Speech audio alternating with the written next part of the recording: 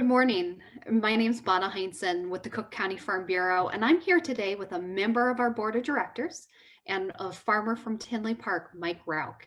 Mike, if you could give us a little introduction and talk about your background, that would be wonderful. Okay, I've kind of known I've wanted to be a farmer since I was the age of remembrance, maybe 3 years old.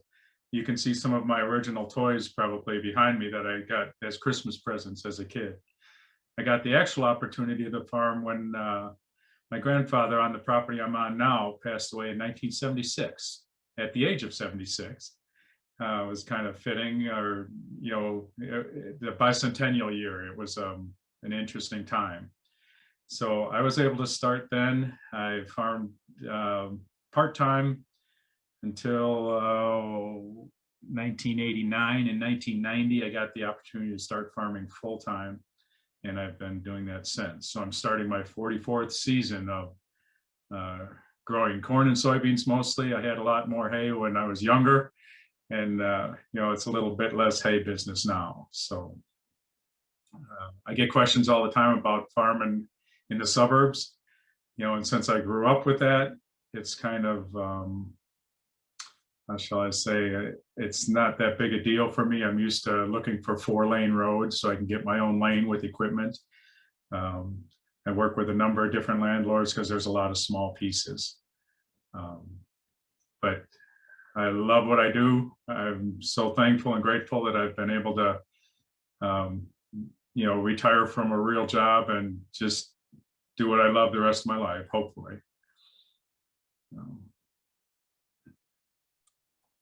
Now, Mike, you're currently on our board of directors. When did you join and what brought you to the Farm Bureau? Well, let's see. Before I got on the Farm Bureau, kind of the turning point or the midpoint was probably in 1998 to 2000. I was a member of the Ag Leadership Program at that time, which is a fantastic program. I was involved in the Soil and Water Conservation District for nearly 10 years and chaired that group for a while. And I forget what year Lloyd Branda was retiring from the board, but his son Jim was on the board, and Lloyd actually came and recruited me. And he was a kind of a benefactor and a mentor for me, and I appreciate him greatly. He did a great job. He got me on, or he didn't get me on. I was then elected to the board after I decided to go ahead and run for election there. And it was a fantastic group of guys. We had Don Zeldenrust and Ray Nikeza, Harry Stunkel, all these, Mike Horker, half of the old guard yet. And then there was some of the new replacements, with Larry Parlberg and Jim Brando and Mark Junker. Some of their dads were then gone off the board. And so I was kind of the changing of the guard in the early 2000s, I guess. You brought up so many names of our history, and I encourage people to continue watching these videos because we're working on capturing what you just called the old guard, and the individuals who helped us get to where we're at. Now, when you started on Farm Bureau, can you talk about the committees that you were on and the programs you were involved in? Well, I had to look back a little bit because it's been 20 years, 21 now starting. In the beginning, I was on the member relations team or committee at the time. That was back when there were 7, 8 committees or more. We've changed to the new structure where we're down, we started with 4, but we've needed a little bit of help with the building itself, has its own committee. And then another committee was added. One was PR added about 4 or 5 years ago because we wanted to outreach past ag in the classroom to pull in the adults and the community at large and get those folks educated and involved in agriculture as best we could. So that's where I've kind of rotated out to now, or, we, like some of the other directors have said, we move around between committees. I'm involved, I chair the PR committee, which, is our community outreach mostly. And I'm still a member of the Ag Literacy, which I've, chaired for a long time, because that was kind of a little bit of my background, and that was my area of focus with Farm Bureau. That led us into what got me involved there was the food checkout day things. That was an ag in classroom event at that time. And working with Ronald McDonald Houses, and Doug Porter was a big influence on me. One of the first year I was on, we did the food checkout day, I believe, one of the early ones. And that was a moving experience for me. It was just the people that he brought to speak to us from the houses when we brought the food. Their stories were just incredible, how Ronald McDonald House helps the family stay by these critically ill children. And, that was something I wanted to be involved in.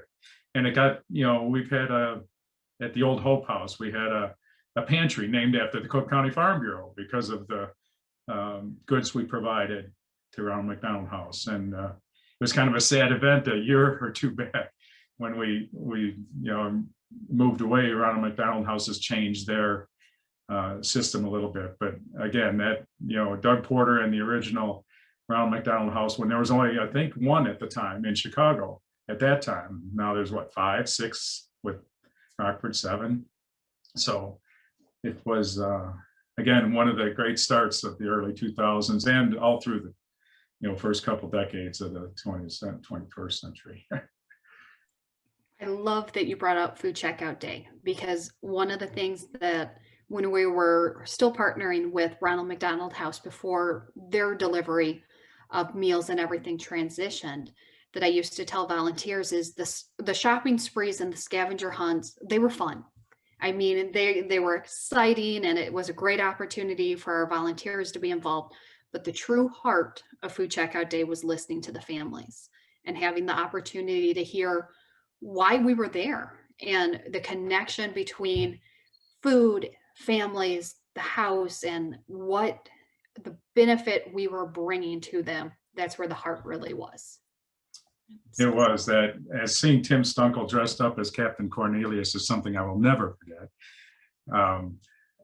In the last, half a decade with food checkout days, having the police and the firemen involved in the communities, and those guys get excited, when they are pitted against each other, and it was a lot of fun. And then again, up in by Hope House, Harry would bring a tractor up there, and we would deliver the food with a tractor. And those kind of events were really a lot of fun. That was a lot of fun. So, and I can go back to a number of different events we had, enjoyed with. We had our annual meetings, and I still remember early on in my 10 years that we had Orion Samuelson, a big name, just retired from, on air broadcasting. He talked to our group at an annual meeting, 400 members, and that was the year after that was Mark Lee, an astronaut, talked to our group. So those, there's been some really good history, and it's nice to watch how things have evolved moving forward. We are, I think, always trying to get more connected with our outside community, the associates and others not involved in agriculture. I would agree with you. Now, you have farmed for numerous years. What kind of changes have you seen in agriculture and in Cook County agriculture specifically during that time? Well, I'm kind of a creature of habit. I started out with no-till farming, where you don't till the ground. I shouldn't say I started out that way. When I first began in 77, I had a WD-45 that I got from Norman Strassenberg, who was an actual old board member. He was an auctioneer out here in Mokina. It was actually his tractor, was the first one I ever bought. And, I used a plow and a disc and, a little 490 planter at the time. And that was all primitive things back then. My first combine was a John Deere 45 combine with a 10-foot platform that was rigid, no floating flex platform. The second year, it was cheaper for me to buy another John Deere 45 combine with a corn head than to buy a corn head for the first one. So, it was a lot different then. And, nowadays the technology, I grew in, when I bought what I considered my first modern planter, 6-row John Deere 7000, I set it up for no-till right away because I was, working at Joliet Junior College at the time. I was, it was back the beginning of the no-till era in this area. So I was that way from the beginning. Nowadays, I haven't kept up too much. I don't have anything that's satellite driven at the moment. So it is, excuse me a sec. Okay. Phone ringing in the background. But the equipment has gotten better. I usually stay within 20 years, 25 years of newer stuff. So for me, I'm lagging, the cutting edge a little bit. But, the equipment has gotten bigger, more comfortable. I can spend more hours in it without, falling down and falling asleep in the field afterwards. So there's a lot more people around, a lot more traffic. You have to be more careful. I've been very encouraged the last few years. People used to just drive you off the road. I've been passed on the right, people pass me in the ditch. Nowadays, I have people going by waving. I have people stopping at the side of the road to watch what I'm doing. I've actually given rides to some kids that their parents stopped by to let them watch the combine or the planter. And I'm encouraged by that kind of stuff. That's kind of exciting. Well, and I have to do a shout out to you because this fall we were able to do a virtual combine ride, and we climbed right up with you, and you talked about the combine and the process and everything. And I think that you had one of our highest at that time viewers of that program. And it was incredible, even saying it as somebody who has the privilege of farming and has the privilege of being in a combine and everything routinely. It was just so cool. I So, enjoyed that too, and I'm looking forward to more of those. That hands-on in the field stuff is the kind of education and just information I would like the general public to have. And I think I had the highest viewership because I had a class at Trinity Lutheran School of one of my, of actually the daughter-in-law of the original guy I worked on the farm for when I was in high school. There was a tie in there. So it's kind of nice to keep it all in the family a little bit sometimes. it absolutely is. You did the virtual combine ride as part of a public relations program, but also Ag in the Classroom. And you talked a little bit about being on the Ag in the Classroom team, but can you talk a little bit about what Ag in the Classroom is and what your goals are with it? Well, Ag in the Classroom is originally designed to present agricultural topics and information to fourth graders.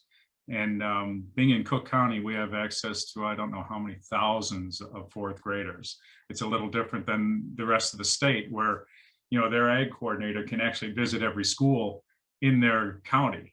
Here in Cook County, we have 7 presenters and we can't get to all the schools with 7 presenters. So we had a big challenge with COVID. We had these presenters, going to classroom a day, during the school year. We'd visit over 20,000 students in a year. I think the number got somewhat over 20,000. Now with COVID, we've had to readjust everything, and we're making headway online. We give them a program. They're able to run the program. We're looking now at, I don't know if that's with the job shadow thing more, that we're trying to get, live presentations to the kids. And I believe that's some of what Ag in the Classroom is working with now. The presentations are, even though they're over computer, you can still get some back and forth with the presenter. So. Absolutely. Now you mentioned, so you started on the board in the early 2000s. So you were there during Farm Bureau's transition from multiple committees to the team structure. We've had several people bring it up, and it's interesting to see different perspectives on it. Can you talk a little bit about that transition? Well, sitting through a few years of strategic planning committee meetings, it was a hard decision to make to begin with, because everybody in Farm Bureau at that time was pretty much a creature of habit too. You know, you didn't want to give up the things you knew. I think the transition when we made it to the 4 committees turned out very well. We got new blood involved and kept everybody involved and a little more focused on what their actual goals were. And I think that continues today. I think we are keeping the teams, you know, centered on their goals, on what they're needing to accomplish.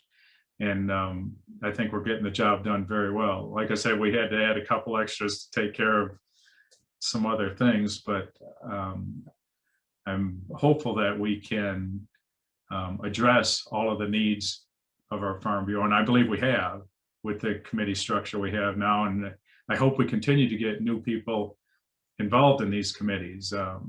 Those of you that are watching on Facebook, you know, check us out, come on in. So hopefully we could find something. If you have an interest in agriculture, we can find a place for you to help out. That would be great.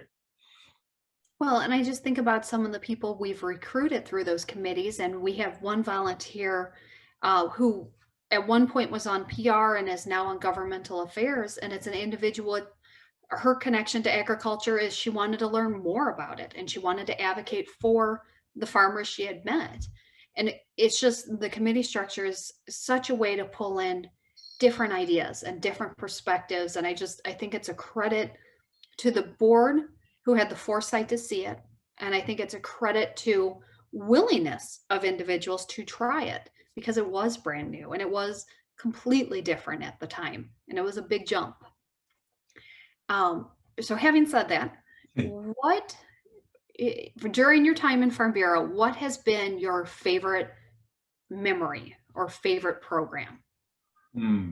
Oh, that's a hard question.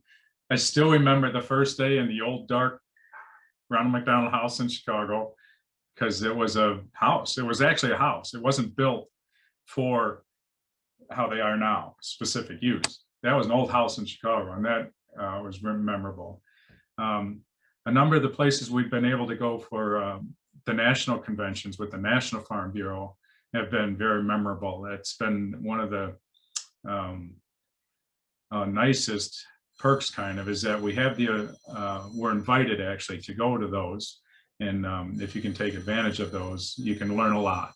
Going back to your committee talk a second ago, for those of you that are foodies or wanting to learn more about agriculture, a very good way is, like Bonna said, you know, come and join a committee. We can, you know, if you're worried about pesticides in food or where your food comes from or how to humanely treat animals, you know, they're not a specific committee thing, but you can learn how agriculture takes care of these things and provides you the safest, healthiest food on the planet right here in Illinois, in Cook County. So, but yeah, all the annual meetings we've had with the different speakers, I enjoy a little bit.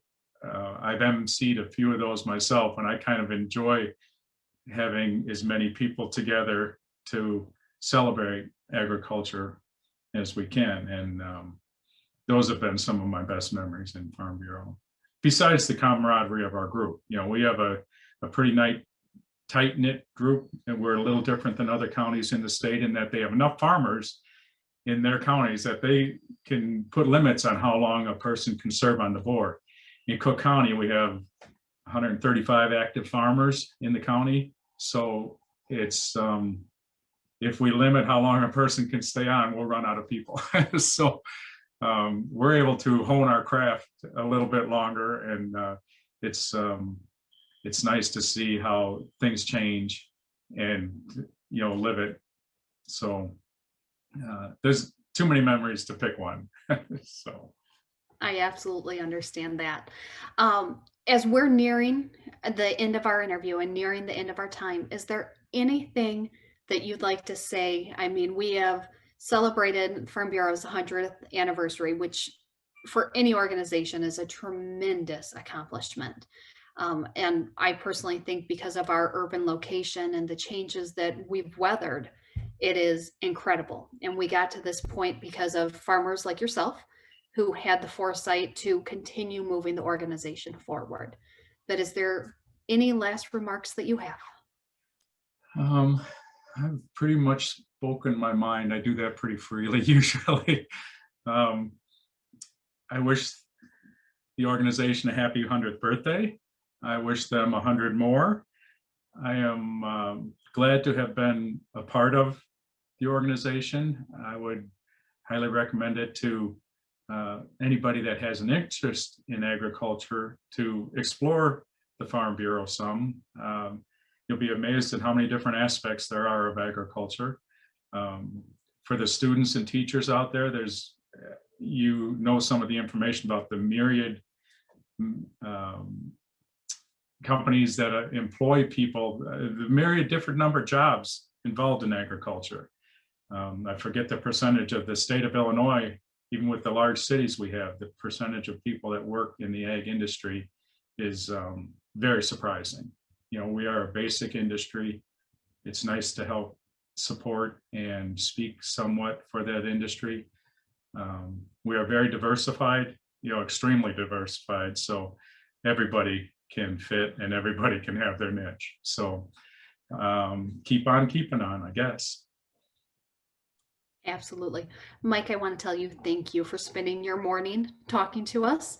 And I encourage individuals, after watching Mike's interview, go ahead and take a look at some of our other members' interviews and help us to celebrate our 100th anniversary.